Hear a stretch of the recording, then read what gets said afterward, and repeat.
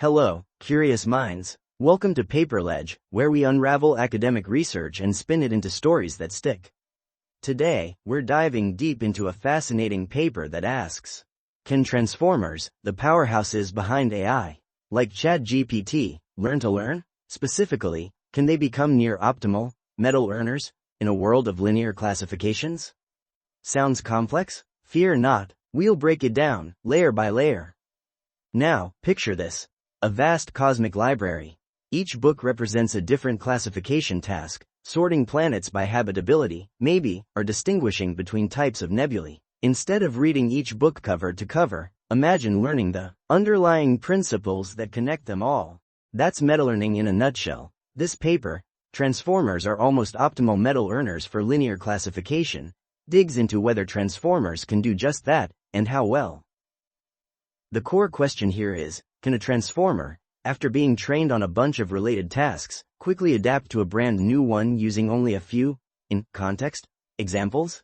Think of it as showing the AI a handful of pictures of cats and dogs, then asking it to classify a third picture. Can it generalize from those few examples?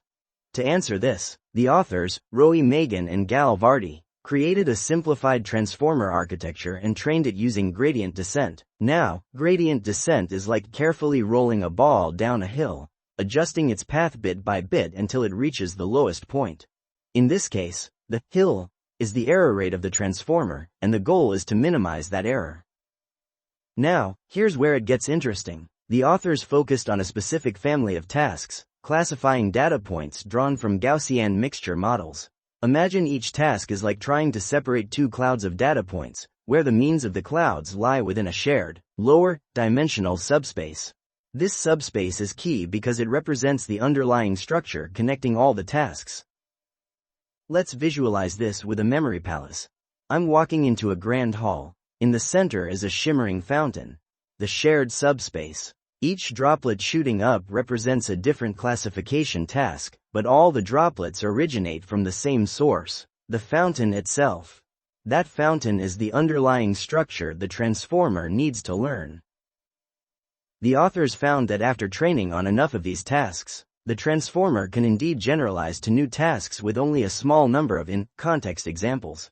Specifically, they showed that the transformer only needs a number of examples proportional to K over R4, where K is the dimensionality of the shared subspace, and R is the signal strength at test time. R4. Yeah, that's a little weird, but don't let the math scare you off.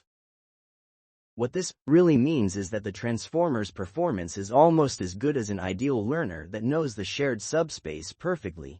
This is huge because it significantly outperforms any learner that only has access to the in-context data. Those learners need a whopping D over R4 examples to generalize, where D is the ambient dimension of the data. To make this concrete, let's say you want to classify images of handwritten digits. A naive approach might require thousands of labeled images, but if you know that all these digits share some underlying structure, strokes, curves, etc., you can leverage that knowledge to classify new digits with far fewer examples. That's the power of metalearning. Now, you might be wondering, how many training tasks and examples are needed to achieve this near-optimal performance?